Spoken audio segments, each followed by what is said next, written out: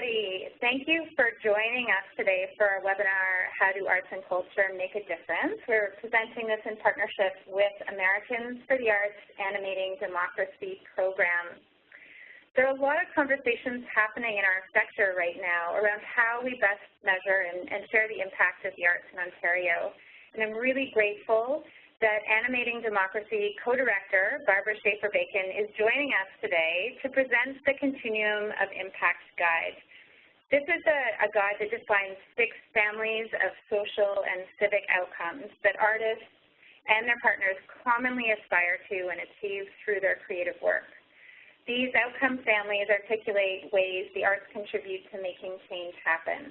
And this webinar introduces the guide as a practical resource to help articulate clear and realistic outcomes that can guide your project design and define indicators or evidence of change that can be observed and measured.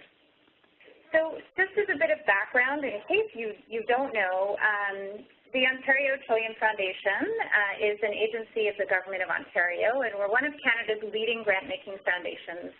With a decent budget of over $136 million, we award grants to about 1,000 projects every year. We're a leading public agency and partner in the public benefit sector. So we've just launched the Knowledge Center, which is an online shared learning environment that will connect the nonprofit sector or Ontario's public benefit sector. We're offering the Knowledge Center as part of our commitment to support Ontario communities beyond simply granting through our services to community work. This online resource includes a discussion forum, access to reports, videos, infographics, and more that will build over time. And this resource library will grow, and we hope with your help. This webinar is actually the second webinar that will go and live on the Knowledge Center in the Inspired People Hub, which is the hub that I host. There are discussion forums centered around our 6 action areas, so inspired people being one, but also active people, connected people, green people, promising young people, and prosperous people. But we also host discussions around topics important to the sector, so you'll find an evaluation hub, evaluation measurement hub, and an open data hub.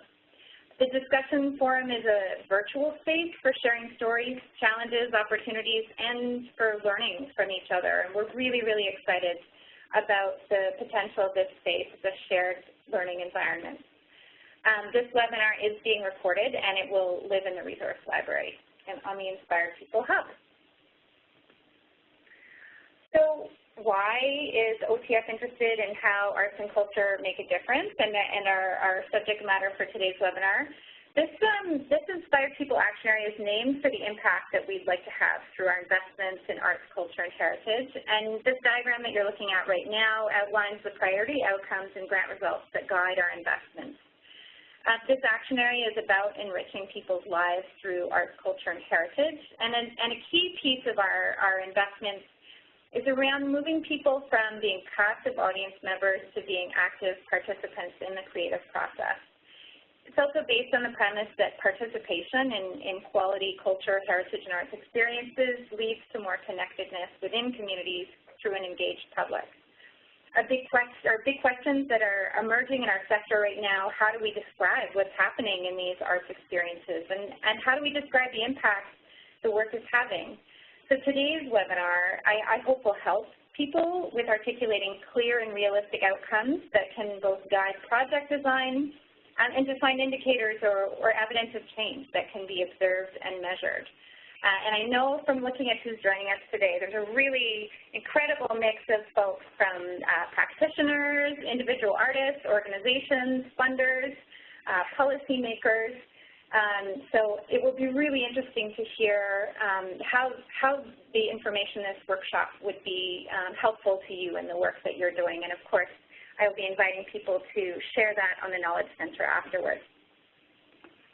So last but not least, I'm going to let Barbara take over really soon, but not before I introduce her. Barbara co-directs Animating Democracy, which is a program of Americans for the Arts that inspires, informs, promotes, and connects arts and culture as potent contributors to community, civic, and social change. Additionally, she contributes to local arts advancement work at Americans for the Arts. She's written, edited, and contributed to many, many publications. Some include Civic Dialogue, Arts and Culture, Findings from Animating Democracy, The Artistic Imagination as a Force for Civic Dialogue, Arts and Civic Engagement, a Toolkit, Fundamentals of Local Arts Management, and the Cultural Planning Work Kit. A consultant in program design and evaluation, Barbara has served as an advisor for state and national arts agencies and private foundations. And Barbara previously served as executive director of the Arts Extension Service at the University of Massachusetts. She's president of the Arts Extension Institute and a board member for Women Arts. Barbara served for 14 years in the Belchertown, Massachusetts School Committee, and she currently serves as a member of the Massachusetts Cultural Council. And Barbara is joining us today from Massachusetts. And Barbara, I am handing the controls over to you. Great, thank you. Just a second to get us all up and running here. Hi, everyone. I'm really happy to be here and to share the Continuum Guide. We're really delighted with the interest in assessment and evaluation and to feel that it's kind of on the rise because nobody really wants to talk about it, and it's very hard to commit the time, effort, and resources to do it. But as we take ourselves more seriously about the value and impact that we can bring to communities and the difference that we can make, it's really important that we all commit to evaluation. So Liz and to Trillium, thanks so much for having me. In order to, although we don't have audio connection, I really hope that we can make a give and take and some dialogue today. So I really do encourage you to add questions and even comments that we can share. It'll interrupt my voice, among other things, and it'll deepen the conversation, which I think is great. What I'm introducing to you is a guide focused on a continuum of impact that you see in front of you, and that will be our touchstone today. We're going to kind of take a walking tour. The intent of the webinar is really to introduce the resource to you. It's a part of a lot of resources that we've tried to develop and to put together. We've really been working to drive evaluative thinking and evaluation practice for a number of reasons. Because we do take the work that you all do and that we're all engaged in seriously, and I think if we do take it seriously, we have to be concerned about the choices we're making, the efficacy of the work, the way that we're investing in ourselves. We have to want to know the answer. We work often with a wonderful evaluator from New Hampshire, Chris Dwyer, and she has also been a public servant. She has been a select person in the city of Manchester, of Portsmouth, New Hampshire. And she said, you know, when the fire department cares about their performance, they're looking at how can they shave 3 seconds off a call to reach a fire. They're that concerned that they're looking that closely at how they can improve their work. And so we should challenge ourselves to do that. But we also believe that the idea of evaluative thinking, of really thinking at the outset of our work, what kinds of outcomes we're looking for, what would be indications of change, that the act of doing that, especially with partners and stakeholders in our work, can immediately begin to change the environment where evidence can be identified, collected, organized, and utilized. And while we're talking about evaluation, we're not only talking about quantitative evaluation that is all about metrics and numbers. In fact, we'll talk very quickly about how to draw on our own creative resources to be doing the active data collection itself and analysis. And so look forward to some of the best work in that particular arena is coming from Canada. So we'll be talking about that. So we get into this work really in response to frequently heard concerns from practitioners who feel overwhelmed about what it might take to do credible evaluation, to figure out whose standards they're trying to address, to figure out which evidence is worth looking for and how to document or track that activity to get to those hard-to-measure outcomes. We're concerned also because the outcomes that we often can produce are what might be termed by other fields intermediary outcomes. So if you're trying to change a policy, we do help contribute to policy change and to changing conditions, but one of the ways that we might do that is by building the creative leadership skills of youth in a community. And we need to stop and also look at that change as well. Becomes very important. And as we looked at our at the work that was being done in the arena of evaluation, what we saw was that we were seeing the claims that art saves lives, that art transforms things, and we know that we can talk about cultural practices that bring people together, cultural organizing that mobilizes people, artists that can really activate the social imagination so new ideas can be possible, can be entertained. And this potency of art as a catalyst for civic change, social change, it's observed, but we really do struggle to measure it. And so we wanted to focus on how we could help get to more specificity in the way that we can describe and talk about the outcomes of our work. And that got us focused on thinking about specific outcomes and in particular the indicators that we could track to identify the change that we're seeking. And that's where the guide is really focused and where we're going to spend some time. You can see that what we hope that the Continuum is really best positioned to do is help you really think about outcomes in clear ways, indicators that can be identified, planning, and data collection. So that's where our focus is. I want to mention to everyone that we took a guide that is in a certain kind of a graphical design, and it got kind of stretched for wide screens.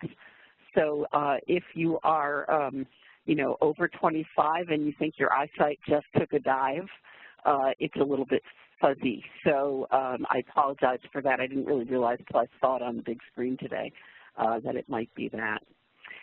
So as you're thinking about the focus here of the work, I wanted to start with a story, and the story comes from Portland, Maine, also in New England, and the work of an artist named Marty Pottinger and her project in Portland called Art at Work.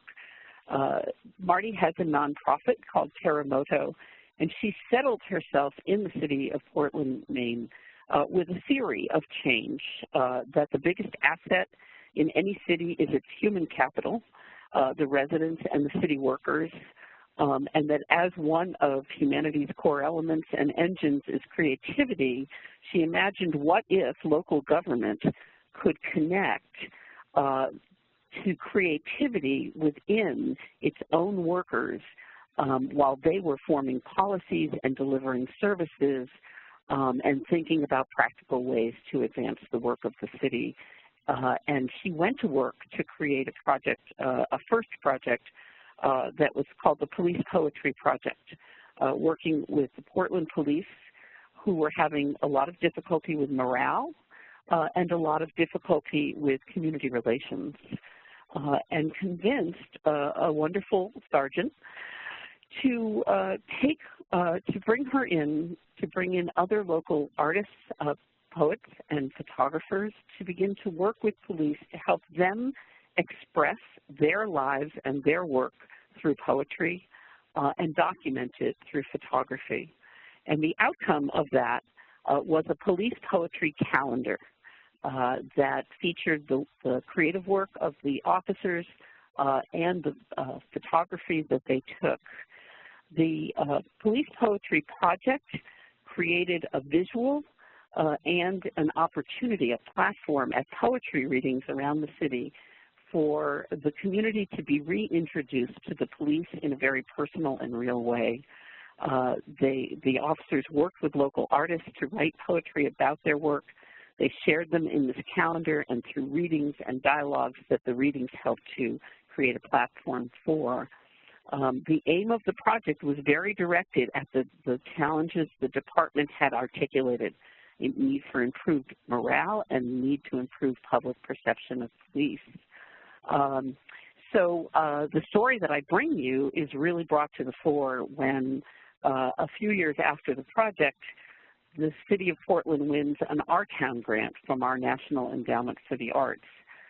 And at the press conference to announce the grant, the mayor is present, the police, now assistant police chief, the sergeant who stepped up to the project, are all there, and they are talking about the outcomes that they have seen from art at work. And the police chief is saying, after 4 years, I couldn't be more impressed with the outcomes we've had in the community, within our hallways and personally. Interaction with the community has certainly improved. This project has allowed the citizens to see the police officers beyond the uniform as human beings with feelings and thoughts. The mayor speaks and says, our city workers and the things that they deal with on a day-to-day basis, they've been able to express those through art, and presenting their art to the community has created a bridge for them to the rest of the community. So the evidence, Marty's focus on the specific concerns of agencies in the city government, her theory of change, and really working with her stakeholders to think about the change that would be meaningful to them, ultimately allowed her to collect the kind of evidence to demonstrate, as is said on her website, art making is a valuable, cost-effective, sustainable vehicle for strengthening cross-cultural understanding, enhancing communication, raising morale, and increasing understanding and cooperation between city agencies and the public. And so I bring that story to light, and I'll refer back to it a few times perhaps in this, because in that particular instance, Marty worked with an evaluator, with Chris Dwyer, whom I mentioned, and at the outset of the Police Poetry Project, they really began to imagine how they would structure the project, identify clear outcomes, and create a data collection plan for the project. And that plan allowed Marty to collect data in many low-key, low-tech ways that gave her the evidence that she needed to substantiate the change. So with that, I want to begin our tour of the guide. And I'm eager for other stories like that that can help us understand how we can use different kinds of documentation. In the case of Marty, the grant award itself was some evidence of the success of the work, the testimonials being given by civic leaders, but those were also able to be substantiated with some specific kinds of numbers that she was able to collect. So here we go. What made change happen? We want to get specific. And the continuum of impact really provides an opportunity to fill in the blank between the art saves lives and policy change. In conventional program evaluation for a performance or an artist residency, we generally document numbers of participants and audience members. We look at their response to the programs. But because civic engagement and the creation of human and social and community capital are really acknowledged as the place where the arts make perhaps some of their greatest contributions, it's really important for us to understand the effects of our work and to step up. And so these kinds of effects include heightened awareness or deepened knowledge or understanding of civic and social issues, the ability to understand or relate to others' perspectives and other situations. And so that's what we see now if we go back to the continuum. Oops, sorry about that, folks. You can see that we identified what people know, how people communicate, what they are thinking and feeling, how they are, what they know and how they can use resources, their capacities to act, the actions that they take, and the conditions that are changed by the work. These are the places where we make many contributions, and our ability to really place our work on the continuum, to begin to say, this is really what we're working to do, and then begin to get really particular and specific about those things that we're trying to change, and the indicators of them allows us to collect the data that we need. I want to make the point that this continuum was intentionally put on a wavy line because it's not always linear, and we don't always do only one thing. So your project or program might really be addressing several points on this continuum, and one, there may be something very cyclical going on where your ability to affect attitudes prompts action, which helps to build knowledge. And so you might think first about a particular project or the overall mission of your organization or your work, and say, what's the real difference? What's the most important difference we're trying to make? And just that what's most important begins to narrow your focus a little bit so that you don't have to worry about everything, but really keeps them focused on those things that you want to be sure you're understanding. It's not that we want to ignore the unintended outcomes of our work. In fact, we want to capture them. But we do want to invest energy, time, and resources in the things that will really make a difference going forward. And that is best done with our partners and stakeholders, understanding what matters to them and what they consider to be important.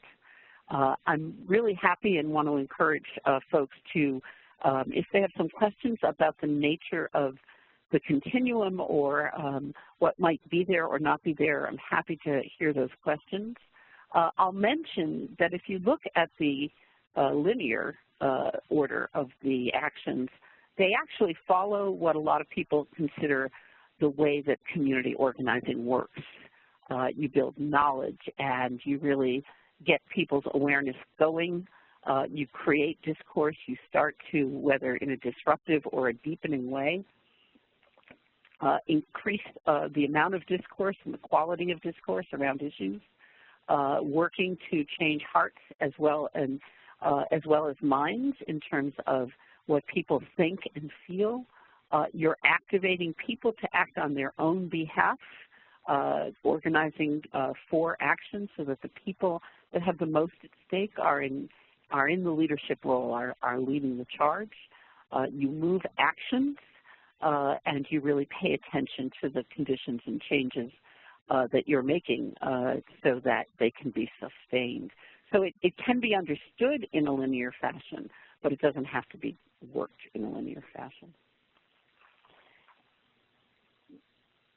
And we've already stopped here, so I'm going to look here. And so the progress that we're really talking about is a progression of thinking first about the outcomes in these families of outcomes, and we're going to explore them, to think about the results that we're looking for. And that could be your results with a particular group that you're working with, your project as a whole, your program overall, or the cumulative effect of your organizational activity. Outcomes really are, could be aimed at any of those levels from individual to system. The indicators are what's observable or measurable as evidence of change. A lot of people talk about the goal here is to develop a culture of evidence, that we notice those things that point to us and demonstrate the progress that sometimes we feel internally or we notice ourselves, but we're not so sure that's going to be meaningful to someone else. but in fact, lots of things collected add up often. So the indicators help us to understand progress, and collecting data is the way that we show that evidence. We're going to talk about data collection, but I want to spend some time with the indicators first, and then we'll come back. The guide offers the basics around collecting data and points to many other resources, and we'll talk about others of those as well. So I want to just do a Canadian shout out to Jubilee's Theatre that has been really focused and working on saying that the arts have a place in evaluation, that creative activity skills and approaches are really useful in evaluation, both in terms of data collection and in terms of assessment and analysis. They've done some terrific work, so don't put your creative skills aside when it comes to data collection. Get creative. And now we'll dive in. So the outcomes and indicators in these families, we need to look deeply in each one to see where we are trying, what kind of a difference are we really trying to make. Pam and I have worked with a number of projects that the most interesting part of the work is often a group of different stakeholders that are working together with a creative center, core about something. So an example, we were working in Philadelphia with a commissioned play intended to tell the story of disability rights movement centered in the city of Philadelphia and the state of Pennsylvania, and invited to the table to the project that was this play and the dialogue they hoped to create were many advocacy groups for disability. The laws in terms of disability access were 25 years old. We were past the time of the people that really were the organizers to get those laws passed. And so it was really in conversation with them that the meaningful outcomes from this project could be determined. And we learned in communication with them that they really felt they needed to tell the story again because awareness and knowledge around disability rights had dropped. We found out that they felt they needed to really engage new leaders because it was often parents of those with disability, especially intellectual disability, that had been the crusaders that had fought the good fight. And those parents are aging, and there's a movement of self-advocacy, and so skill and action in a new generation of leadership was really important. And lastly, that there were additional systems and policies still to be worked on. So helping us, thinking with them helped us to see the places that we really wanted to pay some attention. As you see over to the right, what the guide offers are some worksheets. The worksheets are not magic potions that get you to an evaluation plan. They're really the basis for you to work with your stakeholders and peers to document and to go through the process of articulating them. And we'll go on. Before I charge into knowledge, Liz, are there any questions that folks have raised so far that we should take up? I don't have any questions so far. Okay. Yeah, we can just keep going. All right. We'll just dive in. So in each case of each family, the guide helps you to think more specifically about the kinds of changes we might be talking about. So this first family is around awareness, knowledge, and understanding. We were trying to increase the awareness of people to help them assess choices, make informed decisions, take actions that are in their best interest and in the common good. And so what does it mean to say we're really trying to improve knowledge and awareness? What could we be looking for in terms of change? And how could what kinds of indicators would help us? So if we were trying to say we're doing some campaigns and we want to know if those campaigns made a difference, we can look at a number of things that help us to understand if there is a response to the campaign, if the campaign is spreading out further from where we started. And so if we want to understand, we might see if there are additional campaigns that are launched as a result of ours.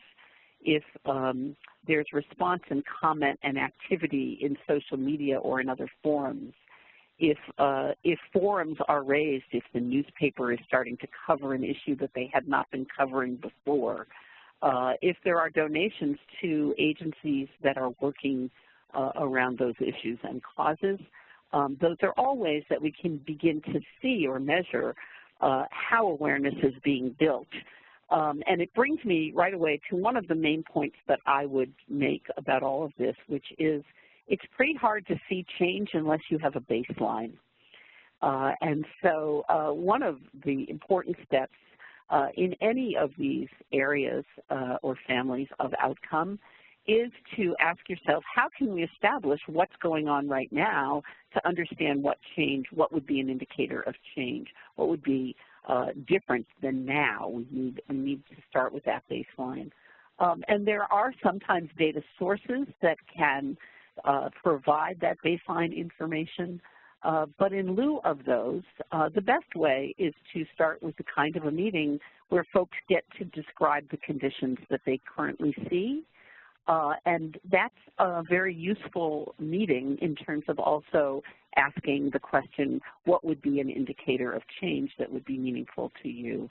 And so I think there's lots of sophisticated work that can be done with the help of researchers and professional evaluators to establish formal baselines. But in your own work, it might just be to establish that baseline. And I'll give you an example of this. You may or may not know a group that operates in Skid Row in Los Angeles, California called LAPD. In this case, it's the LAPD, Los Angeles Poverty Department, a theater company. And LAPD has been working and making theater in Skid Row for over 25 years.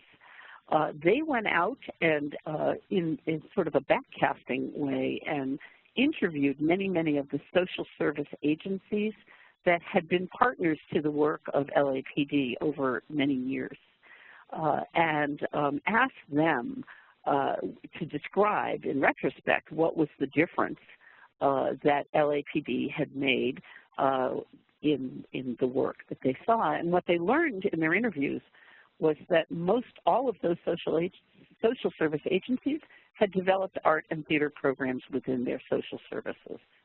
That seeing the work and seeing the evidence themselves of what difference the arts made encouraged them to add their own programs. So I just use that as both a demonstration of how you can collect valid evidence, but also if you can imagine having described the conditions in Skid Row prior to establishing LAPD, we might have said no art is happening. There is not an outlet for creative expression for the residents in any places. So we can begin to see the difference that makes. Again, I won't go through every ounce of this thoroughly, but I want you to sort of think about how you can be walking yourself through the piece. You might start looking at the continuum and say, which of the areas, the families, do we want to be working in? And then use these lists to help you imagine ways that you could, where's the place you really are trying to make a difference. So in terms of knowledge, how much do people understand? How much do they make reference to data and information? Many times our theory, our plays, our films, our artworks are intended to actually convey a good deal of information. And so how can we be set up to see how well people are using that information themselves afterwards or applying it in some way? And lastly, understanding. understanding often hits on the emotional. So we might learn through stories. In other words, folks may have been a part of a creative project and an arts experience, and it's actually in short interviews or short story circles at the end of the event that you would collect you'd have an opportunity to understand how they express deepened or expanded understanding, or an ability to say, this is how I see this now when I saw it differently before. This is a kind of a response that I've had. And so you can begin to build into your programs ways to really collect the direct response of participants in terms of understanding. Again, I'm going to head on to the next frame, and which is discourse, and we won't have time to spend all of that kind of time in each of these, but I wanted to stop at a couple. Again, Liz, if you get questions, please let me know, and we'll stop for a minute. Will do. I don't have any questions as yet, but if people do have things that are coming up for them, please don't hesitate to send me or the entire group a message via the chat box. Yeah, great. So discourse and deliberation. Animating Democracy actually started with support from the Ford Foundation, completely focused on the intersection of art and civic dialogue, asking questions about how arts projects with intention could create an opportunity for civic and civil dialogue. And so discourse and dialogue were areas that we spent a lot of time in our support of projects early on. And so you can begin to say, yeah, we're working on really improving the discourse, the public discourse. So what does that mean? Well, it might be important to look at who's actually engaged. Where are there opportunities to engage? What's the quality of that engagement? What are opponents able to become involved? Is there a place for actual opponents to speak to one another? Will they agree to participate in dialogue? Is it sustained? What's the frequency? And we can think about discourse in a broader sense in terms of what's happening in the media. Are we affecting the content of what's being reported and described? Are we affecting who has access to media and the ability to be represented and have their views put out? The quality of commentary or reporting, the incidence of bias. And again, you can begin to, these are related to outcomes of creative projects. So depending on where you're really aimed, that would be the thing.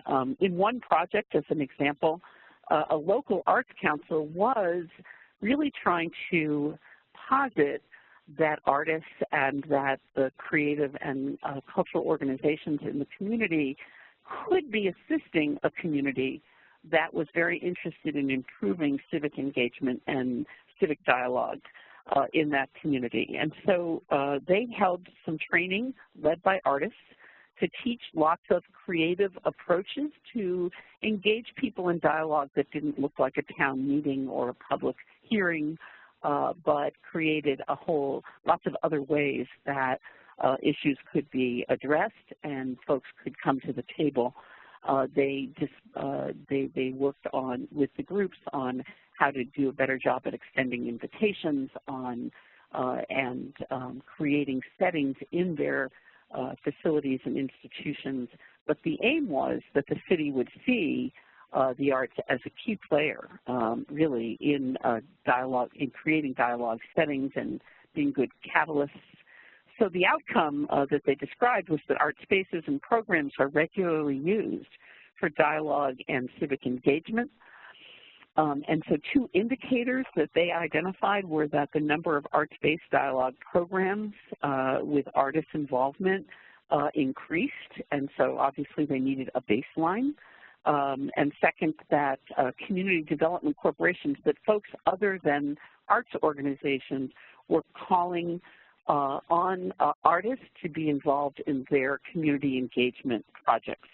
And again, they could kind of track that by referral and so on.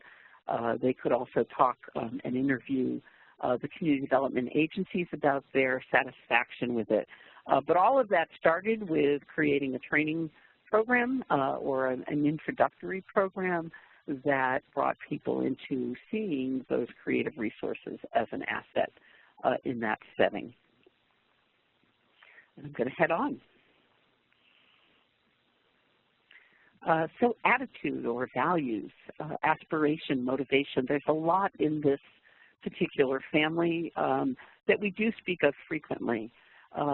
So a great public mural or a civic event can begin to change the way people see a space in a community, can begin to change the sense of what's possible, and build aspiration in meaningful ways.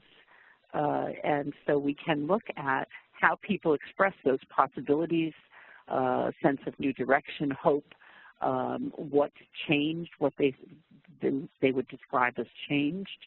So you can imagine a project that goes in and interviews perhaps folks, teens, folks in senior centers, captures some of the sense of what is challenging the community and what is enabling a change in a community.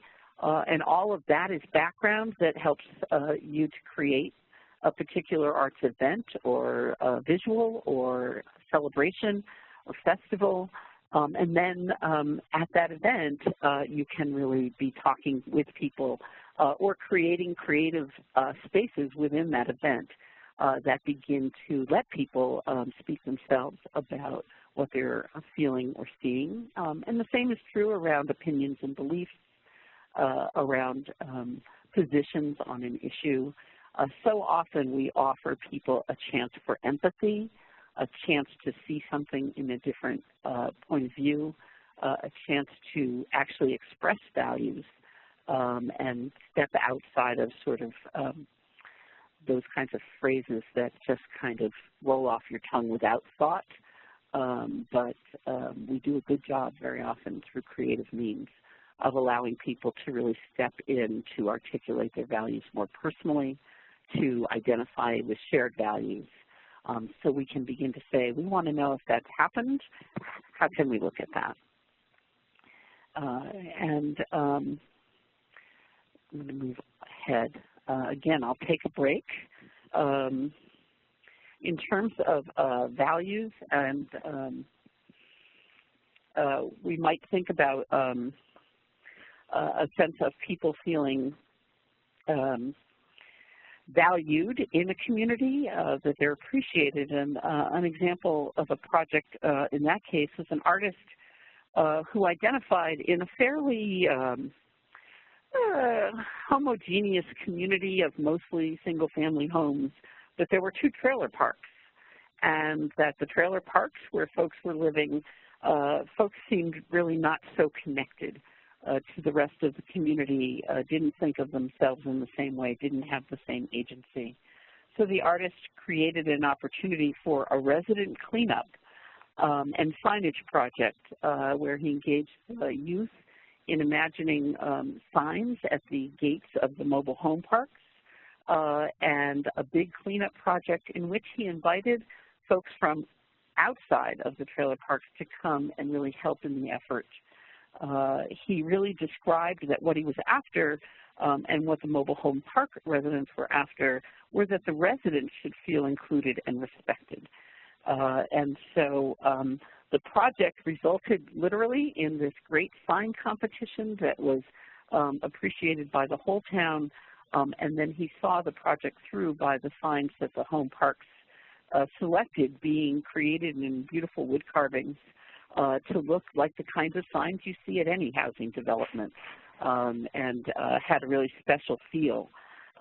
So his indicators for change were that a public meeting of the town in the mobile home park was actually attended by the residents and that other community members came to, that there was an increased number of more positive interactions between park residents and other community residents. And he was able to achieve that through understanding of that through a focus group. And that there was an indicator also of the expressions of pride. And so he did some gathering of the kinds of photographs and things that people were taking of themselves and their families near the sign, evidence. He collected photographic evidence of the actual cleanup of different trailers within the trailer park to show the difference in people starting to care for their own homes in a different way. Barbara, I'm sorry. These just wanted to take a moment to say that these are really fantastic examples that are really illustrating how you can take some of these indicators and really begin to look at them in terms of actual evaluation. So thank you for that. That's great. Any questions or anything, any thoughts yourself, Liz? I think, I mean, it's sometimes evaluating some of these indicators can be very challenging. I'm wondering if there's one that you've noticed people find particularly challenging, and maybe you could share an example of how a project approached evaluating those indicators. I think that a good example might be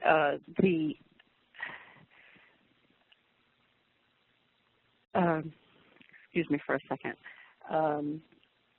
One example might be, so we happen to have the change in capacity slide up, and I will say that if you look at this particular slide, the change in capacity in terms of social capital, skills that are measured, artistic and creative capacity, resources, we do a lot of work in this area.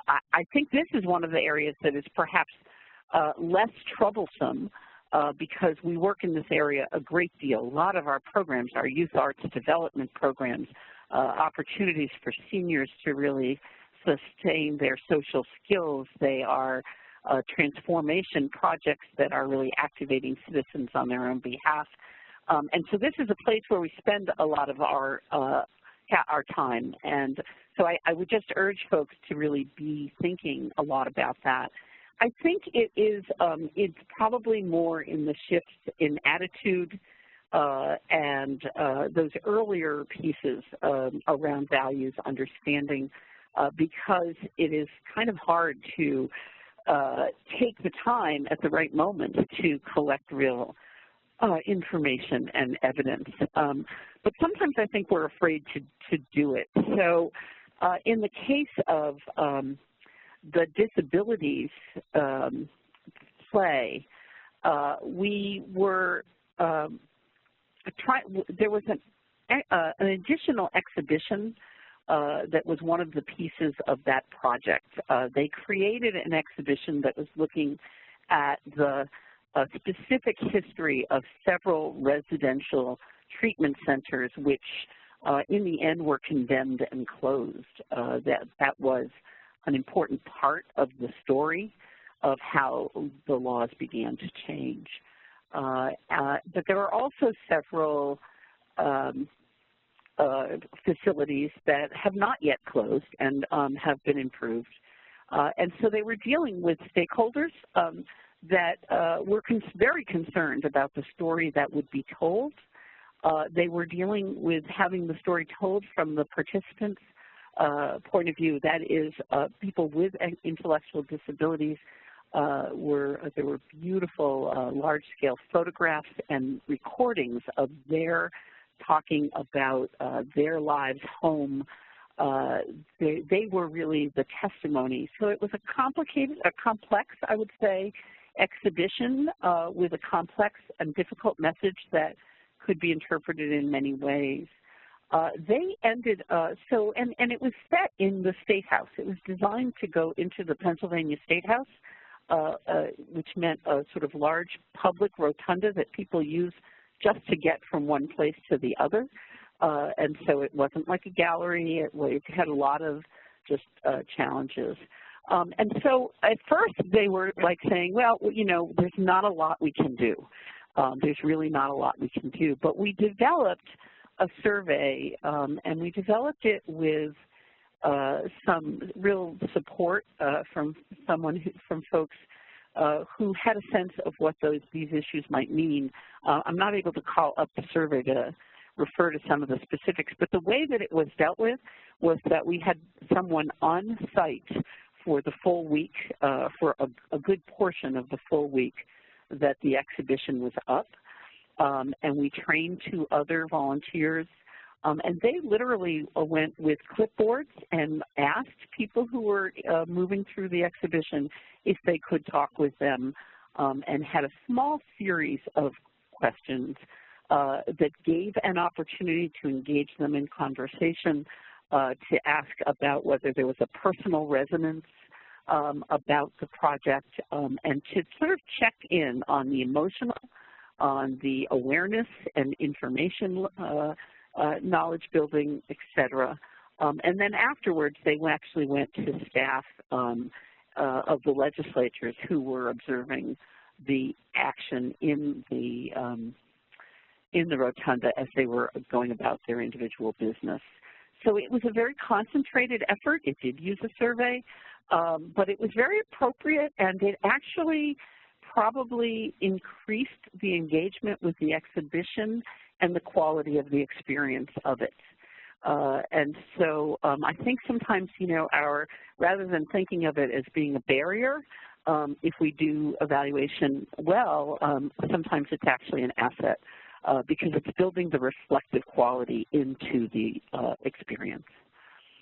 That's really, really fascinating, Barbara, and such an important point I think you make, because I think I've seen many instances where people are concerned that evaluation might actually get in the way of the work of a program, but that's a really great example showing, in fact, that it enhanced the impact of the program.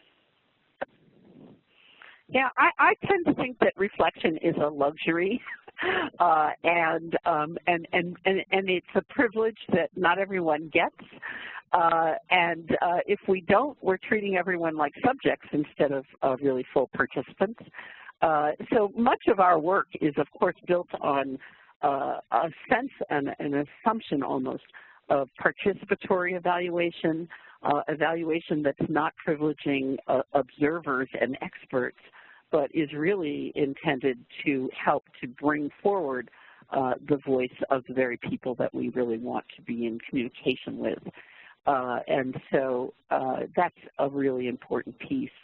And just looking at time, I'm thinking that we might best be served if I keep moving without going through the specifics, but I hope I've encouraged people to really look specifically at what we offer on these pages that give you some pointers towards the kind of thing that you could be measuring. You could be looking at whether there are new proposals of policy, at whether they're able to gather support for new policies.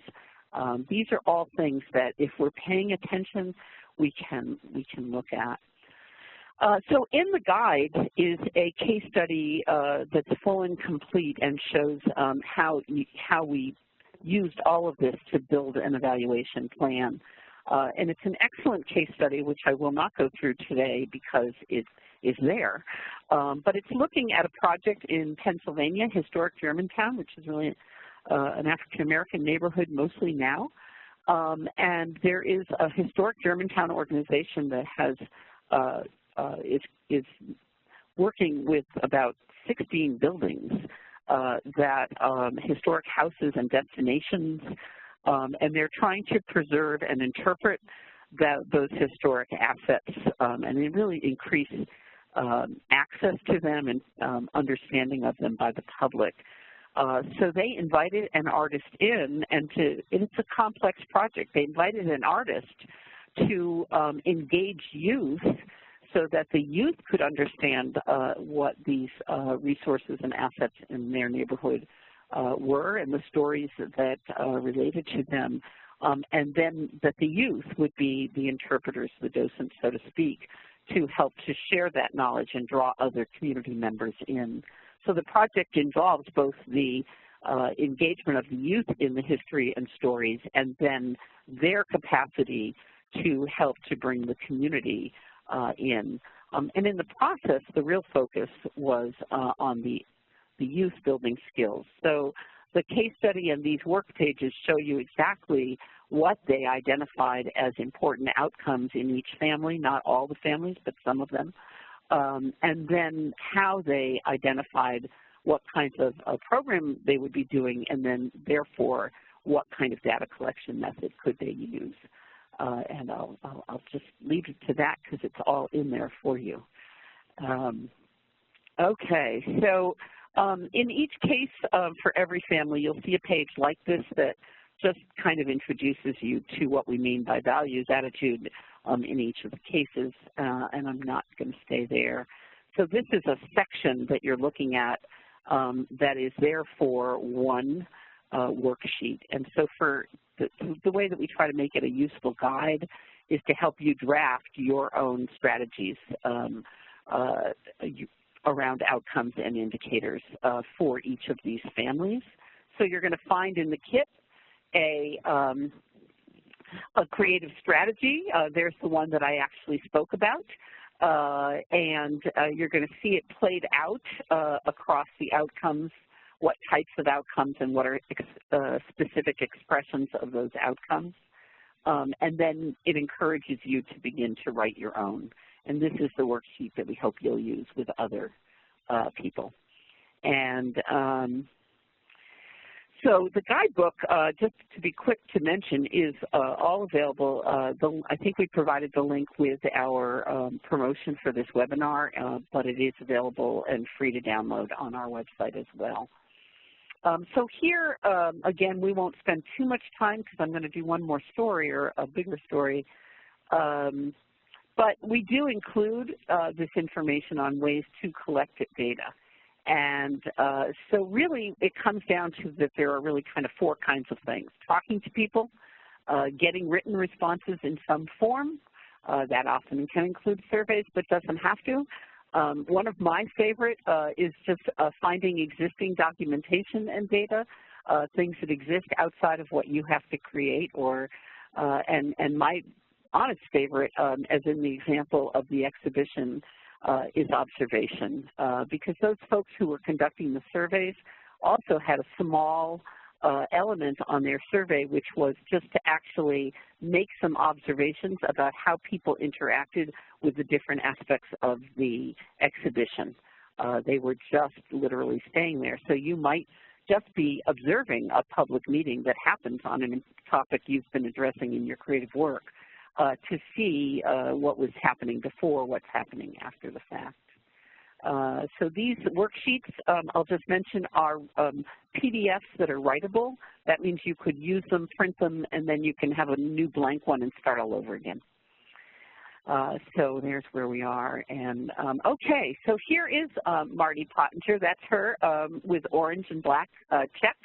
And she is standing with someone who works at the police department, and she is hanging a beautiful print of one of the printmaking projects that they did in the Art to Work program. Marty has been our poster child for believing in evaluative thinking and really learning how to build a plan. So here's an example. She's really seeing these, she has these beliefs that art making can increase access to flexible intelligence. You can see the values and the beliefs about art that she has in that list. She very much thinks about who are the audiences for the stories of impact that she's going to tell. Is it community members? Is it unions? Is it arts organizations? Is it funders? Is it the mayor? And ask what are the issues and opportunities they're not just facing and not just thinking about, but really facing what's important to them, and so what information will they find credible. So here are a couple of examples. If the outcome is decreased tension between police and minority youth, then she can say she wants to see police and young people working on joint projects. She wants to see the number of arrests of young people from particular neighborhoods going down. If it's about the city workforce reflecting the community, she wants to see proactive recruitment. She wants to see a candidate pool that includes increasing numbers of women and people of color. So she is really tied into the things that matter to her stakeholders. I'm going to move very quickly through some of this just in light of time. But so here, here we can look at this positive relationship with police and minority youth, and we get specific indicators. More minority youth are signing up for recreational activity. There's minority youth in the police cadet group. There are minority youth actually reporting positive views of the police. It's happening. So in this particular case, she helped the police to create a play, and she helped high schoolers create a play. Each of those plays were probably 12 or 15 minutes long, and they were presented to each other, and then there was discussion and dialogue, and then the police and the youth produced and presented those plays together for publics.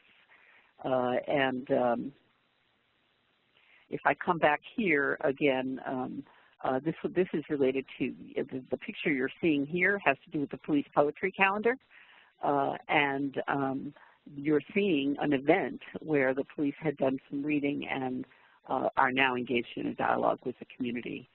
These are kind of interspersed. You're getting a sense of what that police calendar looked like and what the specific strategies were there. One other thing I'll mention. Yeah. We had one question come a few slides ago. Sure. You had mentioned newcomers, and somebody was asking if they could hear a little bit more about that. Well, yes, and first of all, I should, let's see, I want to see if I can get to that slide. I'm trying to remember if it's here. Yeah, here we go. So first of all, I love that Canada talks about newcomers, and we unfortunately still use words like immigrants, refugees, and aliens in the worst case scenario. So in Maine, which is a pretty, actually mostly white state, there are many African immigrants from Senegal, from Congolese states, and there have been some escalating incidences, as are said here in the slide.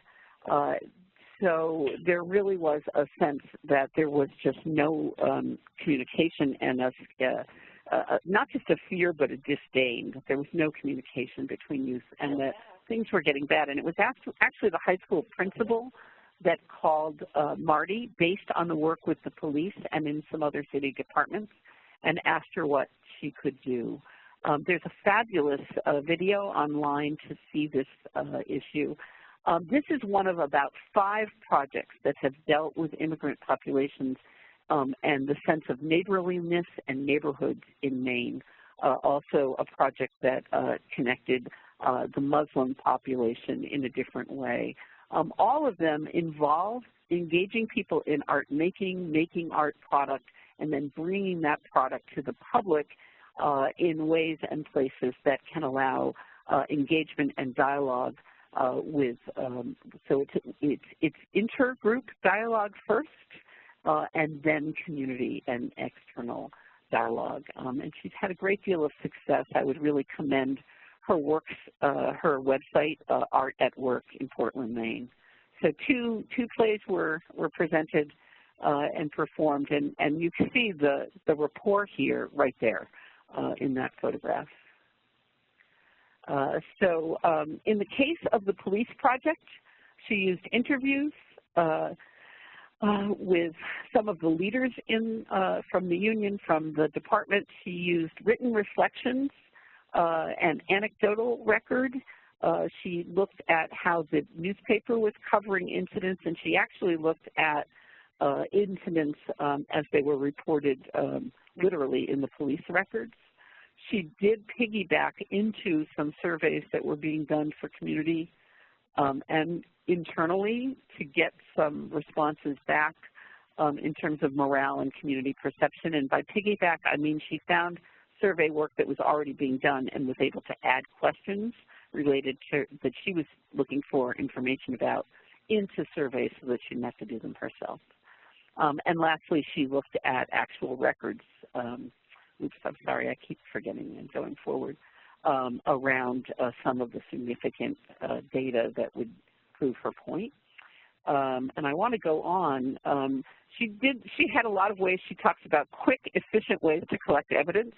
That is that she keeps a file for emails so that anybody that's writing to her and saying, wow, I was so glad I saw that project, it made me see the police in a different light, went into a file, and she was able to literally collect those kinds of things for some content analysis.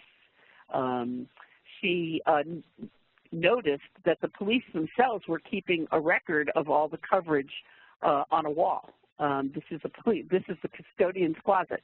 That's his bulletin board, and he basically had a record of the program that he was keeping just by keeping visual images together and so on. So just a few examples of that that I can share. I think I should keep moving here. Yeah, so, oops, I'm going to go back, and then I know I have to turn it back to you soon. So this is a municipal employee course that you're looking at, and you see the note that she includes opening and closing evaluation go-rounds with a specific question. So that question might have to do with, you know, what were you holding on to when you came, what are you holding on to as you come to this chorus rehearsal tonight? And then another question where they go around at the end and talk about perhaps how they're feeling. And so those are really quick captures that allow her to see what difference the participation has made. And actually, because it's very transparent, is engaging for everyone else. They are learning what the experience means to their compadres in the chorus. And so there's a really lovely way to really integrate that work. And I did want to sort of close with the encouragement to just spend some time with this at first, but mostly just try it out. Like, just take one small program or activity and get with a few of your stakeholders and partners and start to have these conversations to identify what's important and to say, well, how would we know, and what do we think is current, and what do we think we would see if it really changed. I encourage you not to be so ambitious, not to make great claims that you can never get to in the short span. And lastly, I want to say that it's up to all of us to really add the evidence of our social impacts so that we can describe the work of the arts in more than economic terms and more than intrinsic terms, which are very important, both. But we have to keep adding to the knowledge. Wow, Barbara, thank you so much for this presentation. It was so rich, and I know you spoke to so many things that we're wrestling with here in terms of how we can realistically begin to measure social impact of the arts here in Ontario. And you've offered some really fantastic suggestions for ways of going about doing that in very nuanced and realistic ways. So thank you very much. I'm seeing here a note from one of the participants who said this is one of the best presentations. So yay! Yay! So just because we're at the end of our time here, I do want to say you'll see a slide right here for the Knowledge Center, and I want to invite people to think about how they might begin to apply this in their own work, and please share with us via the Knowledge Center we're going to send out a link to this conversation on the Knowledge Center. And Barbara, if you don't mind, if questions do arise for people, it would be great, I mean, via the Knowledge Center to engage you in getting some responses. Absolutely. That would be incredible. Thank you. So I invite everybody to go to the Knowledge Center. You'll get a link via email by tomorrow. And I also wanted to share that we have another webinar coming up, and it was very funny because somebody on the line said, you should also check out the Arts for Social Change project and their evaluation tool. And I know Barbara is aware of this work that's been happening here in Canada. It's an excellent resource. Excellent resource. It really is, as is yours. We're very, very lucky. So on May 29th, Dr. Annalee Yassey and Patricia Gray will be joining us for a webinar entitled Evaluating Arts for Social Change and Community Engaged Arts Projects. And this is work that has come about as a result of the Arts for Social Change project, which was a 5-year SSHRC-funded research project on community engaged arts practices in Canada. And this online tool was developed, I guess, as their gift to the sector in response to that project. So that will be, the end of May. And lastly, I want to say, well, thank you, Barbara, so much for doing this work. It's really, it's always reassuring to know that we have so much in common with our neighbors to the south, and to see this really groundbreaking work that you're doing and sharing that with us. We're very grateful. And thank you to all of you who joined us on the webinar today. It's a beautiful day here in Toronto anyhow, so thank you for staying indoors when it's finally warm and sunny outside. I know that this is incredibly valuable, and a recording of this webinar will be available in the Knowledge Center, and we'll let you know when it is. So thank you, everybody, and we'll sign off from here and hopefully see you again on May 29th.